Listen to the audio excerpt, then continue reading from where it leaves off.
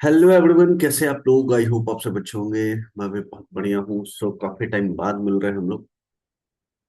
सो मिलने का एजेंडा क्या है? मिलने का एजेंडा ये है कि मैं थोड़ा शीट शेयर कर लूँ, उसके बाद एजेंडा डिस्कस करते हैं। मिलने का एजेंडा ये है कि हम क्या करने वाले हैं? हम करने वाले हैं सीए फाउंडेशन का प्रिपरेशन। क्या करने वाले हैं? सीए फाउंडेशन का प्रिपरेशन। किसका?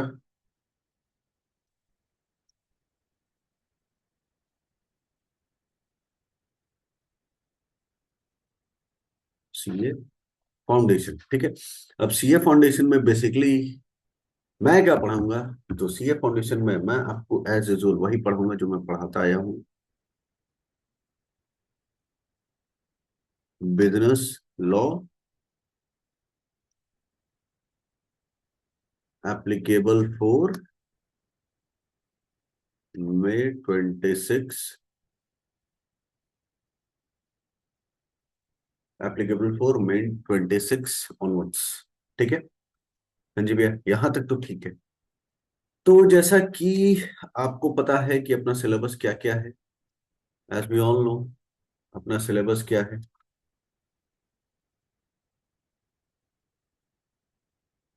एज वी ऑल नो, अपना सिलेबस क्या क्या है।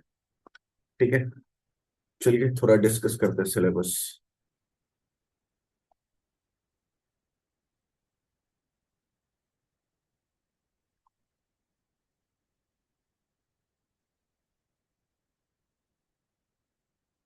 सिलेबस क्या क्या है? अपना सिलेबस है इंडियन रेगुलेटरी फ्रेमवर्क। पहला चैप्टर क्या पढ़ना है? Indian regulatory framework. दूसरा इंडियन कॉन्ट्रैक्ट एक्ट 1872, वही पुराने जैसा सिलेबस वही है, कुछ चेंजेस अभी फिलहाल हुआ नहीं है। ठीक है। हाँ, आपको इंडियन कॉन्ट्रैक्ट एक्ट में अब कुछ चीजें हैं जो सीए इंटर से आई हैं। और वो सीए इंटर से क्या आया है? सीए इंटर से आया है उठ के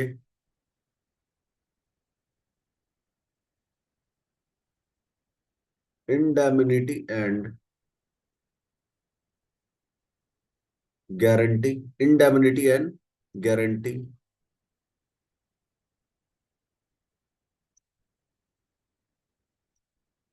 इंडेमिनिटी एंड गारंटी आया है। फिर आया है अपना बेलमेंट।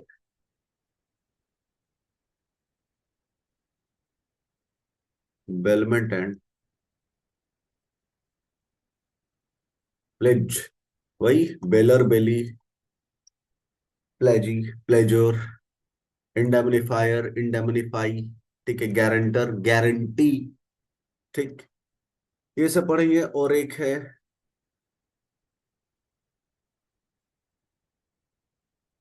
एजेंसी।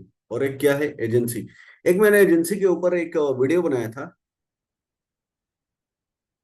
क्या वाइफ एजेंट होती है हस्बैंड के लिए? क्या वाइफ एजेंट होती है हस्बैंड के लिए? ये मैंने एक वीडियो बनाया था। जी हाँ, वाइफ एजेंट होती है हस्बैंड के लिए। क्लियर है? तो ये है अपना इंडियन कॉन्ट्रैक्टर, जिसमें अपने को क्या क्या पढ़ना है। जिसमें अपने को पढ़ना है अपना जो रेगुलर है वो तो पढ़ना ही है कि नेचर ऑफ कॉन्ट्रैक्ट, कंसिडरेशन या other essential element of a valid contract, performance of contract, breach of contract.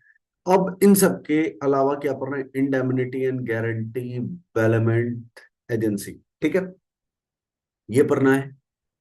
अगला क्या है? तीसरा, सेल ऑफ गुड्स एक्ट सोगा 1930। ठीक है। सेल ऑफ गुड एक्ट में कुछ चेंज नहीं हुआ है। सेल ऑफ गुड्स एक्ट में एज इट इज अभी भी वही चैप्टर है। Formation of contract of sale, condition and warranty, transfer of ownership and delivery of goods and last unpaid seller. ठीक है। चौथा है Indian partnership act 1932। Indian partnership act 1932, इसमें भी कोई चेंजेस नहीं है। जनरल नेचुरल पार्टनरशिप पहला चैप्टर जो है वो है general nature of partnership. Next है relation between partner, relation between partner, and next one is registration and dissolution. ठीक है, क्या है? नेचर, रिलेशन बिटवीन पार्टनर और registration and dissolution of form. ठीक है, ये आपका हुआ 4 chapter. Next one is, next one is अपना फेवरेट कंपनीज एक्ट 2013, जो कि आपको सीए फाउंडेशन से लेके सीए फाइनल तक मिलने वाला है। सीए फाउंडेशन से लेके फाइनल तक मिलने वाला है। एंड नेक्स्ट वन इज, ये भी उठ के आया है सीए इंटर से, NI act, negotiable instrument act 8081। ठीक है, तो अपना यही सिलेबस है। और ये पूरा, और ये पूरा सिलेबस जो है वो है, और इसका एग्जाम जो होगा वो होगा सब्जेक्टिव। ये तो आपको पता ही है। ठीक है, तो ये हुआ अपना सिलेबस का इंट्रोडक्शन। ठीक है, अब मैं आपसे ये डिस्कस नहीं करने वाला हूं कि किसका वेटेज क्या होने वाला है। ठीक है, क्यों? क्योंकि फिर आप उस हिसाब से पढ़ाई स्टार्ट कर दोगे कि अरे इसका वेटेज ऐसे है तो इसको स्किप कर देते हैं, इसको कंटिन्यू करते हैं। वो सब कुछ नहीं, जो पढ़ना है वो कंप्लीट पढ़ना है। ठीक है, जो पढ़ेंगे वो कंप्लीट पढ़ेंगे, एकदम पारू धांसू पढ़ेंगे। ठीक है, ओके। तो चलिए स्टार्ट करते हैं। कहाँ से स्टार्ट करेंगे अपन लोग? Indian regulatory framework. Indian regulatory framework अपना पहला चैप्टर जो है वहां से स्टार्ट करेंगे। क्या? Indian regulatory framework. ठीक है, अब ये क्या है? ये नई बला क्या है Indian regulatory framework? As we know, ठीक है, अपने को जैसा कि पता है, अरे भाई क्या पता है? अपने को जैसा कि पता है क्या, why we need this type of law, Indian regulatory framework. पढ़ने क्या जरूरत क्या है हम लोगों को? ये पढ़ने का जरूरत क्यों है? देखो, होता क्या है ना, आपको अगर कॉन्सेप्ट बिल्ड करना है, क्या कॉन्सेप्ट बिल्डिंग करना है, कॉन्सेप्ट बिल्डिंग करना है, तो ये आपको पढ़ना पड़ेगा। वाई? क्योंकि यहां पे आपको मिलेगा देखने को क्या क्या, आपको यहां पे पता चलेगा, देखने को मिलेगा कि व्हाट इज लॉ, लॉ क्या होता है। ठीक है, ये तो अपना पहला question mark, what is law, law होता क्या है। ठीक है, अब लॉ होने से पहले लॉ का सोर्स क्या होता है, प्रोसेस क्या होता है उस लॉ को बनाने का। ठीक है, और लॉ कितने तरह के होते हैं, फिर उस लॉ को इन्फोर्स कैसे करवाते हैं, या इन्फोर्स कोई तो करवाता होगा, कोई लॉ बनाता होगा। तो लॉ बनने के पहले वो लॉ थोड़ी होता होगा, वो तो उसको तो कुछ और बोलते होंगे। ठीक है, जैसे लॉ बनने के पहले क्या होता है? बिल। लॉ बनने के पहले क्या होता है? बिल। तो भैया ये बिल कोई तो बनाता होगा, हाँ जी, ये बिल कोई बनाता होगा। फिर उस पर डिस्कशन एंड डिबेट चलता है, फिर उस पर प्रेसिडेंट का साइन होता है, प्रेसिडेंट का कंसेंट लिया जाता है, and then this bill become law. Clear है? हाँ जी। फिर ये तो हुआ कि प्रोसेस क्या है। ठीक है, पहले हम पता करेंगे लॉ का सोर्स क्या होता है, फिर पता करेंगे प्रोसेस क्या होता है, उसके बाद हम पढ़ेंगे कितने तरह के लॉ होते हैं। फिर उस लॉ को इन्फोर्स करवाने का काम किसी का तो होता होगा। हाँ जी, उस लॉ को इन्फोर्स करवाने का काम किसका होता है? ठीक है, उस लॉ को इन्फोर्स करवाने का काम किसी का तो होता होगा, कोई तो रिस्पॉन्सिबल होगा कि वो इंसान उस लॉ को, या फिर वो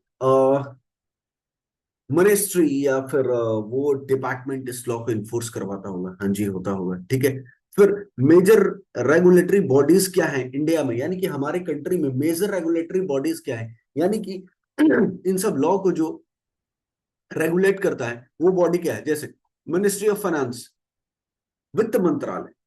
अब मिनिस्ट्री ऑफ फाइनेंस में क्या आएगा? फाइनेंशियल रिलेटेड जितने भी रेगुलेट एक्ट है, लॉ है, वो सारा कहाँ आएगा? मिनिस्ट्री ऑफ फाइनेंस में। फिर अपना एमसीए फेवरेट, ये आपको सीए फाउंडेशन में पढ़ने मिलेगा, सीए इंटर में पढ़ने मिलेगा, एंड सीए फाइनल में तो आप पढ़ोगे ही, लेकिन जब आप आर्टिकलशिप में जाओगे तो इसका प्रैक्टिकल एक्सपोजर होगा। कहाँ पे? सीए इंटर में आपका प्रैक्टिकल एक्सपोजर होगा। फिर जब आप सीए बन जाओगे उसके बाद तो फिर आपको काम करना ही एमसीए के ऊपर। नेक्स्ट वन इज अपना है SEBI, securities and exchange board of India. ठीक, वो क्या करता है? आरबीआई करता है। क्या करता है? आईबीपीआई क्या करता है? Ministry of law and justice. ठीक है, तो ये सब है रेगुलेटरी बॉडीज। फिर स्ट्रक्चर क्या है इंडियन जुडिशियल सिस्टम का? है इंडियन जुडिशियल सिस्टम का स्ट्रक्चर क्या है? ये सारी चीजें अपने को पढ़ने को मिलेंगी कहाँ पे? आईआरएफ में। कहाँ पे? आईआरएफ में। ठीक है, ओके। तो now without wasting much of time हम स्टार्ट करते हैं। क्या? What is law? हमारा जो सबसे पहला क्वेश्चन। ठीक है, हम सब कुछ रेडी है, हम सब कुछ मान गए, ऐसे होता होगा, वैसे होता होगा, ये होता होगा, वो होता होगा, लेकिन लॉ होता क्या है? लॉ होता क्या है? लॉ होता क्या है? लॉ होता क्या है? देखिए, मैं आपको ऐसा समझो कि मैं आपको पढ़ा भी रहा हूं और साथ ही साथ, ठीक है, आप इसका नोट्स पैरेलली बनाते चलना। मतलब क्लास खत्म हो जाए या फिर आप पॉज करो, आप अपना नोट्स प्रिपेयर करो। ठीक है, कीवर्ड्स ले सकते हो, कीवर्ड्स लो जो कि आप अपने पेपर में आंसर में कोट कर सको। ठीक है, देखो, कभी तो कहीं भी कभी भी पहली बार कुछ लॉ बना होगा। कहीं पे पहली बार कोई तो लॉ बना होगा। हाँ जी भैया, कोई तो लॉ बना होगा, क्योंकि ऐसे समझो कि आप पहली बार जब हम अ, आदि मानव से, जब हम, मैं बहुत पहले की बात कर रहा हूं, हम पहली बार, ठीक है, कुछ खाए होंगे, कुछ उगाए होंगे फॉर द फर्स्ट टाइम, वैसे ही कहीं पहली बार तो लॉ बना होगा। ठीक है, तो बोलते हैं हाँ। अगर मैं एंशियंट लॉ की बात करूं, यानी कि स्टोन एज की, जस्ट फॉर एन एग्जांपल, अगर मैं पहली बार बात करूं कि सबसे पहला ओल्डेस्ट रिटन फॉर्म में जो ओल्डेस्ट लॉ है वो कौन है? उसको बोलते हैं code of Hammurabi. Code of Hammurabi is known for the oldest law in written form. ठीक है, एंशियंट लॉ की बात कर रहा हूं कब? For the king Hammurabi ruled. ये जो राजा है हामुराबी, ये जो राजा है हामुराबी, ठीक है, ये बेबीलोन के राजा थे। ये बेबीलोन के राजा थे, और इन्होंने कब वो लॉ इंट्रोड्यूस किया? 1792 टू 1798 BC, ये उस टाइम रूल्ड किए होंगे। यानी कि 1792 से 1758 BC जब इन्होंने रूल किया होगा, यानी कि दो 34 साल इन्होंने रूल किया, और उस 34 साल में इन्होंने एक कोड बनाया, एक रिटन फॉर्म ऑफ कोड बनाया है जिसको बोलते हैं कोड ऑफ हमुराबी। लॉ बनाया जिसको बोलते हैं कोड ऑफ हमुराबी, और ये सबसे ओल्डेस्ट लॉ है रिटन फॉर्म में। क्लियर है? हाँ जी, क्लियर है। एंड क्या बोलते हैं? He carved the code on bulky stone slab and order to place those stone on a different places in all over the city so that the public may have the knowledge of the code। अब एक बात बताओ, हमने law बना दिया तो उस law को इम्प्लीमेंट भी तो करेंगे। मैंने कोई लॉ बना दिया, मैंने मान लो कि मैंने कुछ लिख, अगर मैं ये लेक्चर जो रिकॉर्ड हो रहा है ये मैं रिकॉर्ड कर लूं और इसको पब्लिश ही ना करूं, तो ये आप तक कैसे पहुंचेगा कि हाँ मैंने आपको कुछ पढ़ाया, ठीक है? या फिर मैं आके क्लास में बैठा हूँ और मैं अपने मन ही में बताया जा रहा हूँ, हाँ कोड ऑफ हामुराबी है, ये बेबीलोन में पहली बार ओल्डेस्ट लॉ है इन रिटन फॉर्म में। अगर ये सारी बातें मैं अपने मन में ही बोले जा रहा हूं तो ये आप तक कैसे पहुंचेगा? वैसे ही राजा साहब ने क्या किया, राजा साहब ने बड़े बड़े पत्थरों पे, चट्टानों पे क्या किया कि उस स्टोन स्लैब पे, बल्कि स्टोन स्लैब पे उस कोड को लिखवाया और अलग अपने शहर के अलग अलग प्लेसेस पे उसको क्या करवाया, रखवाया, ठीक है? या फिर उसको अलग अलग प्लेसेस पे डिस्प्ले करवाया, सो दैट कि लोग उस लॉ के बारे में अवेयर हो, ठीक है? ताकि पब्लिक उसको फॉलो करे, ना कि उस लॉ को डिसोबे करे, ठीक है? हाँ जी सर, ये था आपका फर्स्ट एंशिएंट लॉ, ठीक। अब देखो, ये तो पढ़े कि पहली बार कहीं तो लिखा होगा कुछ, हाँ जी लिखा हुआ था। अब है मेरा question, what is law? Law क्या होता है? लॉ क्या होता है, खुद से आप सोच के बताओ।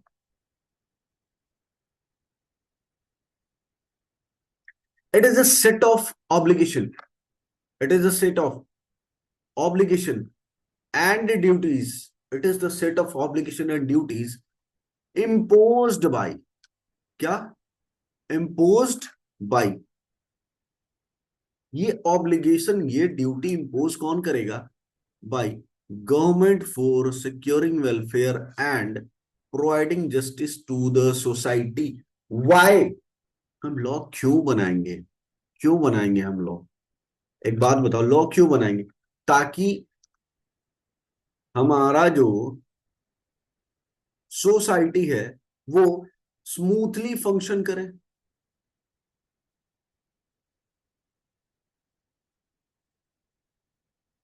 For the smooth functioning of society, ठीक है? सोसाइटी के वेलफेयर के लिए, अगर कोई कुछ दुर्व्यवहार करता है उसको जस्टिस दिलाने के लिए हम लॉ इसीलिए तो बनाएंगे, ठीक है? लॉ हम इसीलिए बनाएंगे, किस लिए? ताकि सोसाइटी को स्मूथली फंक्शन करा सके, ठीक है? सोसाइटी के वेलफेयर के लिए वो लॉ बनेगा और सोसाइटी के लोगों को उस लॉ से जस्टिस मिलेगा। जैसे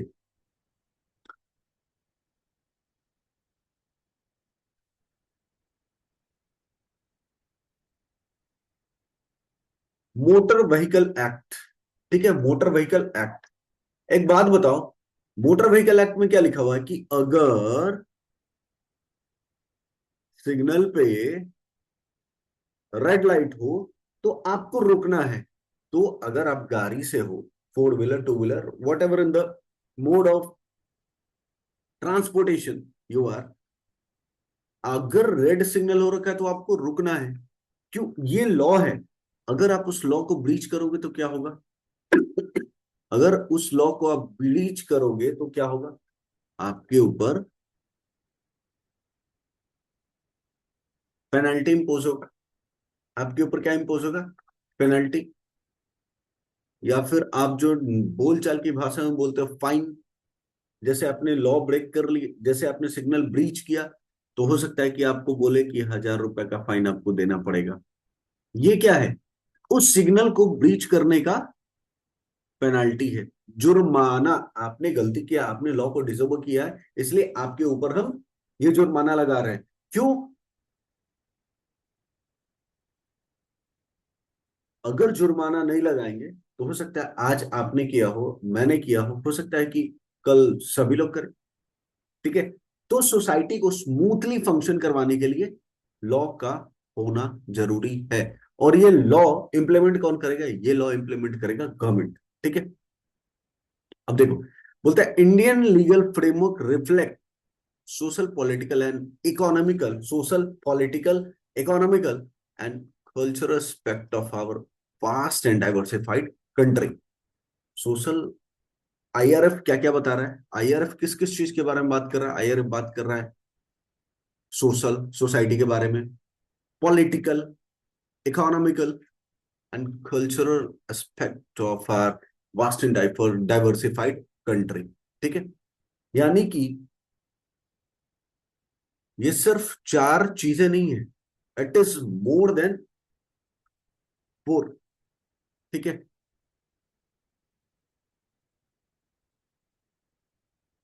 चार एस्पेक्ट के बारे में बात कर रहा है आईआरएफ। ये जो चार एस्पेक्ट है ये एग्जॉस्टिव है, ये एग्जॉस्टिव है। ठीक है, यानी इसमें और भी चीजें ऐड होंगी। इसका मतलब ये नहीं कि सिर्फ society, political, economic and culture, everything is covered in Indian legal framework. ठीक है, हाँ जी भैया, ओके। नाउ ये तो हो गया कि व्हाट इज लॉ। लॉ क्या है? इट इज एन, चलो बताओ तो, सबसे ओल्डेस्ट, चलो 1 मिनट का क्विक रिकैप। एक बात बताओ, सबसे ओल्डेस्ट रिटन लॉ क्या है? सबसे ओल्डेस्ट रिटन लॉ कौन सा है? Code of Hammurabi. ठीक है, ओके। अब देखो, what is law? It is an set of obligation and duties imposed by government for the welfare and for the welfare and justice of our society। Clear? हाँ जी sir, clear है। अब देखो, law का source क्या होता है? जैसे कि मैंने पहले बताया, लॉ बनने के पहले क्या होता है? लॉ बनने के पहले उस को बोलते हैं बिल। क्या बोलते हैं? बिल। वो इनवाइस बिल? अरे नहीं यार, इनवाइस बिल नहीं, इनवाइस बिल नहीं। ये वो बिल है जिसमें, जैसे कंपनीज एक्ट 2013 आया ना, कंपनीज एक्ट 2013, तो ये प्रेसिडेंट के असेंट के पहले ये क्या था? Companies act bill. Company bill, sorry act भी कहा, कंपनी बिल 2013 क्या था? Company bill 2013।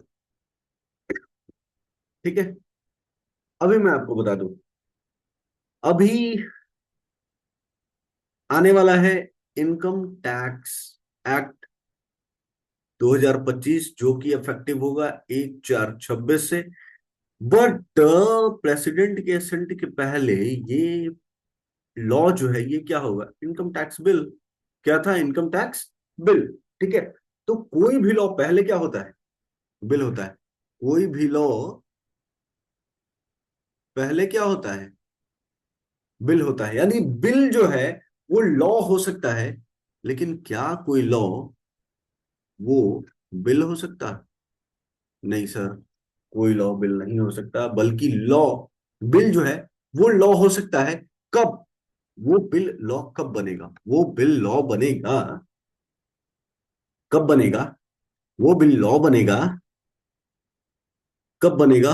वो बिल लॉ बनेगा जब उसको, जब उस बिल को, जब उस बिल को हमारे हमारे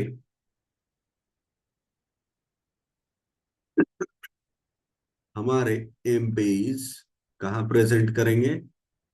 पार्लियामेंट में। कहाँ प्रेजेंट करेंगे? पार्लियामेंट में। After discussion and debate on that bill, after discussion and debate on that bill, वो राज्यसभा एंड लोकसभा में पास होगा। कहां कहां पास होगा? डिस्कशन एंड डिबेट कहां होगा? पार्लियामेंट में उसको प्रेजेंट किया जाएगा, फिर राज्यसभा एंड लोकसभा में वो बिल क्या होगा? भेजा जाएगा सहमति के लिए। एंड अगर सर्वसहमति हो जाएगी, अगर ये राज्यसभा और लोकसभा में पास हो गया, डिस्कशन एंड डिबेट्स हो गया, उसके बाद इसको भेज दिया जाएगा प्रेसिडेंट के पास। कहा? प्रेसिडेंट के पास। फिर प्रेसिडेंट उस पर करेंगे अपना signature, and after the signature of the president of India, president of India, this bill become law. देखो स्टेप बाय स्टेप कि क्या पहले बिल बना, क्या बना, पहले बिल बना, फिर इस बिल को प्रेजेंट किया गया पार्लियामेंट में, मैं एमपी हटा देता हूं, मैं सीधा बोलता हूं। मैं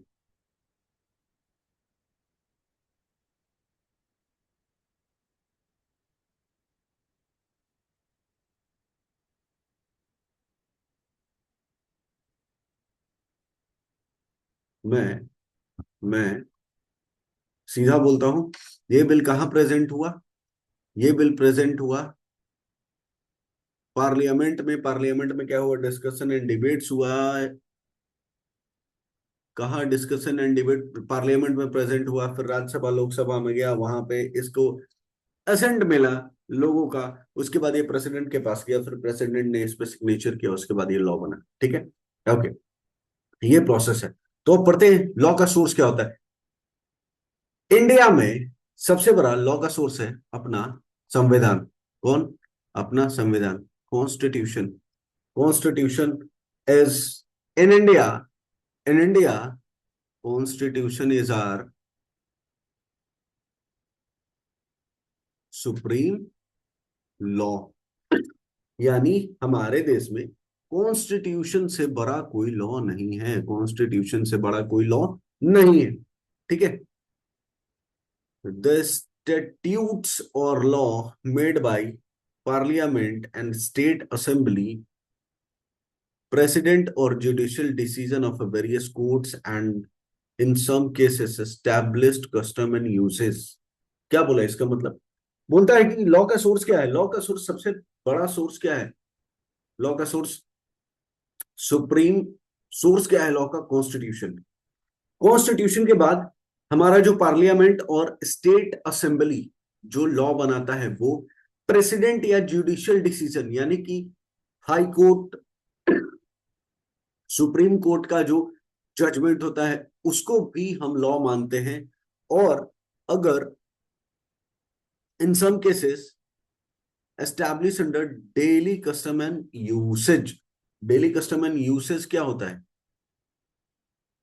मतलब हमारे दिनचर्या में ऐसे कुछ चीजें होते हैं जिसको हम बिना पढ़े बिना सिखाए फॉलो करते। अब आप किसी को जाकर मर्डर कर दीजिएगा जी, किसी का किडनी निकाल लोगे? नहीं ना। ओके, अब देखो।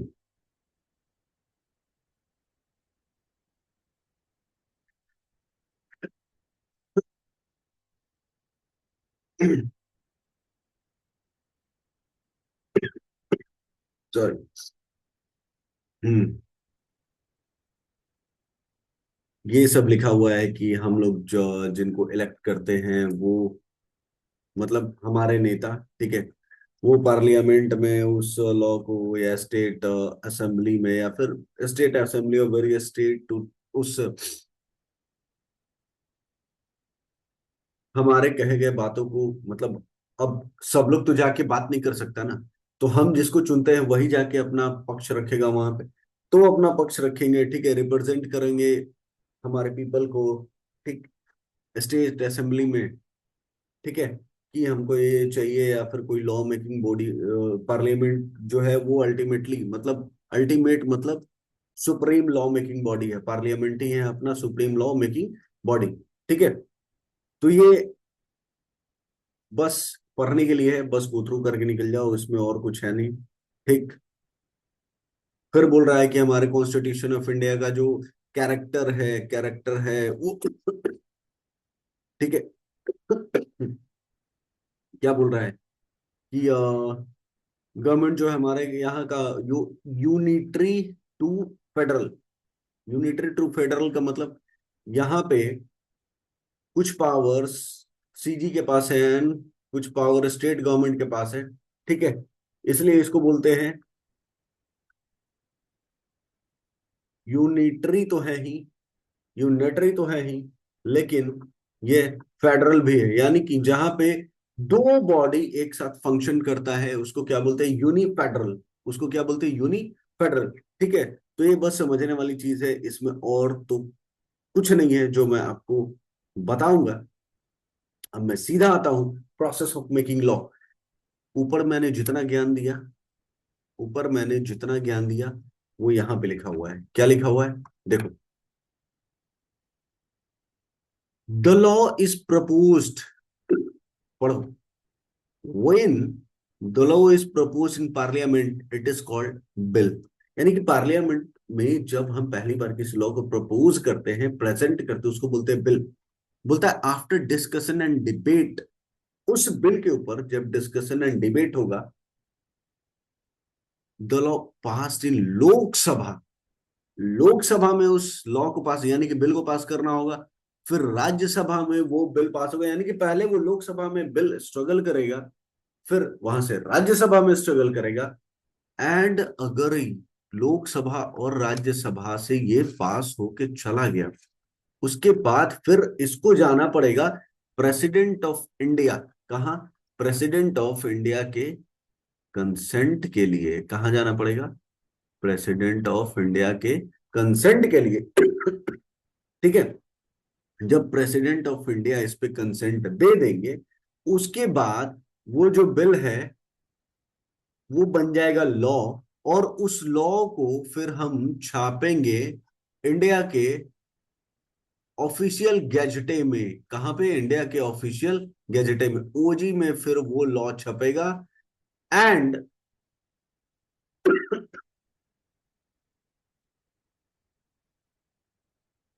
क्या बोल रहा है? The law will be notified by the government in the publication called official gazette of India. उसके बाद वो जो बिल है, बिल जो है वो प्रेसिडेंट के साइन के बाद तो लॉ बन गया।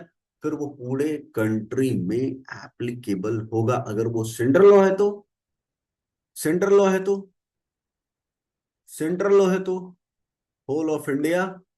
स्टेट लॉ है तो, स्टेट लॉ है तो जी उस पर्टिकुलर स्टेट में। जैसे एक बात बताइए हमको, as we all know, Bihar is a dry state. Bihar is a, मैं लेटेस्ट की बात कर रहा हूँ, इंडिया में और भी हैं ड्राई स्टेट, बट मैं बात कर रहा हूँ बिहार की। क्या बिहार ड्राई स्टेट है?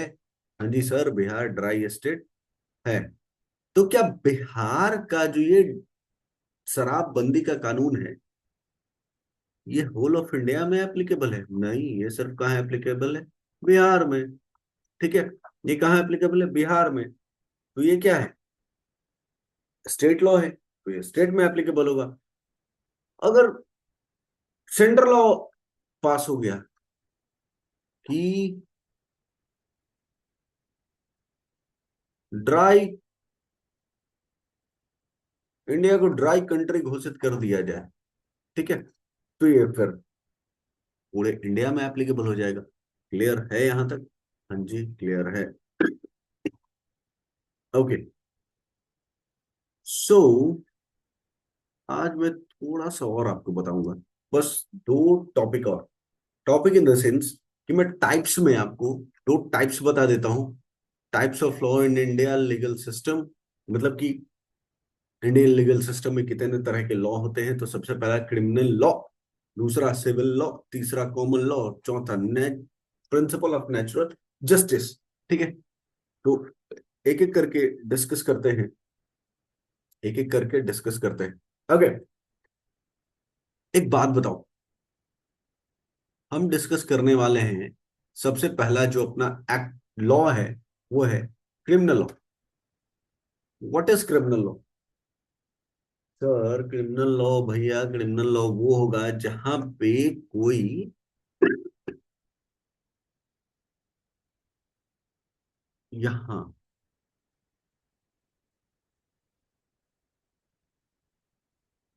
क्रिमिनल लॉ कौन होगा? जहां पे इन्वॉल्व होगा कोई क्राइम। क्या इन्वॉल्व होगा? क्राइम। क्राइम में क्या? क्राइम में क्या? मर्डर। क्या? मर्डर।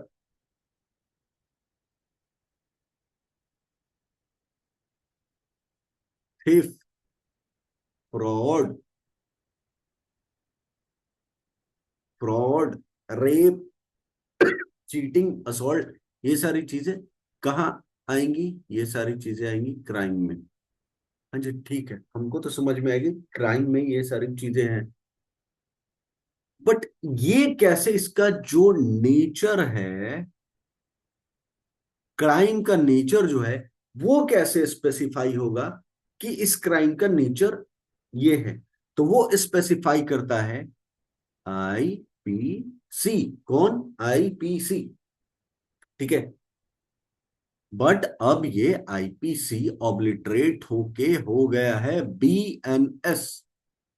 क्या हो गया है? बीएनएस। अब हमको, मतलब अपने को तो आईपीसी पढ़ना भी नहीं है, मतलब अब हमारे कंट्री में आईपीसी ऑब्लिटरेट हो चुका है। जैसे कंपनी एक्ट 1956 ऑब्लिटरेट हो चुका है, कंपनी 2013 आ गया है, वैसे ही इंडियन पिनल कोड ऑब्लिटरेट हो गया, अब आ गया है भारतीय न्याय संहिता, यानी कि हमारा अपना एक्ट। क्लियर? ओके। तो नेचर तो पता चलेगा बीएनएस से, बट इस नेचर का, ओके,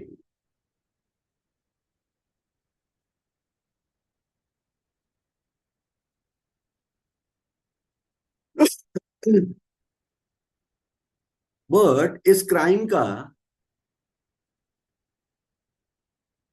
एग्जीक्यूशन कहां पे लिखा हुआ है कि इस क्राइम के अगेंस्ट में एग्जीक्यूशन ये ऐसे होगा, वैसे होगा, फलाना होगा, जो भी होगा, वो लिखा हुआ है कोड ऑफ क्रिमिनल प्रोसीजर। कहां पे? Code of criminal procedure. Execution यानी कि यहां पे पनिशमेंट है, यहां क्या लिखा हुआ है? पनिशमेंट लिखा हुआ है। ठीक है, ओके। तो पढ़े? हाँ जी। तो देखो, criminal is concerned with the law pertaining to the violation of the rule of the law or public wrong or punishment of the same। मतलब आप कुछ गलत करोगे, उसके लिए आपको पनिशमेंट दिया जाएगा। आपने अगर कोई रूल वायलेट किया, आपने अगर कोई लॉ या कुछ अनैतिक किया, तो उसके लिए आपको क्रिमिनल लॉ के तहत सजा दी जाएगी। ठीक है। क्रिमिनल लॉ जो है वो गवर्नड किसके थ्रू होता है? Indian penal code. ठीक है। ये अभी तक अपडेट नहीं हुआ है, जबकि इसको अपडेट हो जाना चाहिए था। Dear ICI, please update this. इसको करो भाई बीएनएस। ठीक है। लेकिन अब पढ़ने के जो दिया हुआ है, इंस्टीट्यूट ही हमारा माँ बाप है, so please just follow the institute rules, laws. ठीक है। तो इंडियन पिनल कोड, ठीक है, एंड सीआरपीसी में इसका प्रोसीजर ऑफ एग्जीक्यूशन दिया हुआ है। ठीक। बोलता है कि इंडियन पिनल कोड यानी कि बीएनएस जो है, बीएनएस जो है, देखो 1860 का लॉ है। बाप रे, इतना पुराना लॉ, 160 साल। कैसे चलेगा यार? अब तो इनकम टैक्स एक्ट भी चेंज हो गया, 60 साल में इनकम टैक्स एक्ट चेंज हो गया, 60 साल में कंपनी एक्ट चेंज हो गया, इसीलिए इंडियन पिनल कोड भी चेंज हो गया, अब आ गया बीएनएस। देखो क्या बोलता है, और इंडियन पिनल कोड जो है वो क्राइम के नेचर को और उसके पनिशमेंट को, नेचर को और पनिशमेंट को क्या करता है? डिफाइन करता है। जबकि क्रिमिनल सीआरपीसी क्या करता है? सीआरपीसी डिफाइन करता है उसके एग्जीक्यूशन को। ठीक है, क्राइम क्राइम के एग्जीक्यूशन को, मतलब उसको एग्जीक्यूट कैसे करेंगे। ठीक। Okay. What is civil law? What is civil law? What is civil law? देखो, सिविल लॉ में आता है matter of dispute between individual and organisation. ठीक है। मतलब दो लोगों के बीच के डिस्प्यूट को रिजॉल्व कौन करेगा? दो लोगों के बीच के डिस्प्यूट को रिजॉल्व करेगा सिविल लॉ। कौन? Civil law. ठीक है। Civil continue enforce the violation of certain right and obligation through the institution of civil suit. Civil law primarily focus on the dispute resolution rather than punishment. Civil law primarily focus क्या करता है कि dispute जो है उसको resolve किया जाए। Primary focus करता है डिस्प्यूट को रिजॉल्व किया, डिस्प्यूट को रिजॉल्व कर देना है। क्या करना है? कोर्ट का काम क्या है सिविल लॉ में, कि जो डिस्प्यूट है उस डिस्प्यूट को रिजॉल्व कर दो। ठीक है। यहाँ पे पनिश के पनिशमेंट के बारे में नहीं, यहाँ डिस्प्यूट के रेजोल्यूशन के बारे में सोचा जाता है। जैसे आपने सुना होगा कि गांव में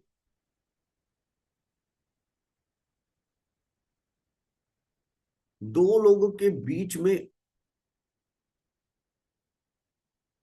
जमीन को लेके क्या हो गया, विवाद हो गया। ये क्या है? डिस्प्यूट है। और ये कहाँ रिजॉल्व किया जाएगा? ये सिविल कोर्ट में रिजॉल्व होगा। ठीक है। तो एक बात बताओ, दो लोगों के बीच में जब डिस्प्यूट है, तो इस डिस्प्यूट में भैया जिसका जमीन है, कोर्ट क्या करेगी, उसको जमीन वापस करवा देगी। ठीक है। ना कि पनिशमेंट देगी। ठीक। ओके।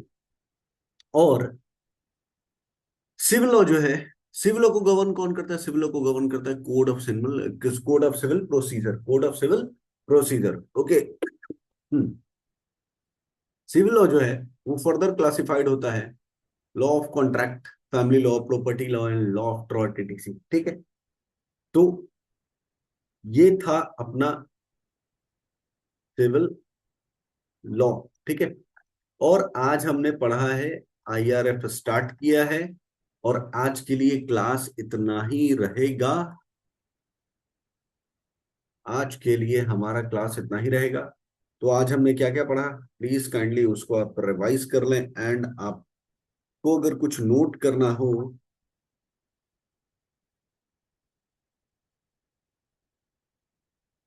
ठीक है, आपको अगर कुछ नोट करना हो वो आप नोट कर लें।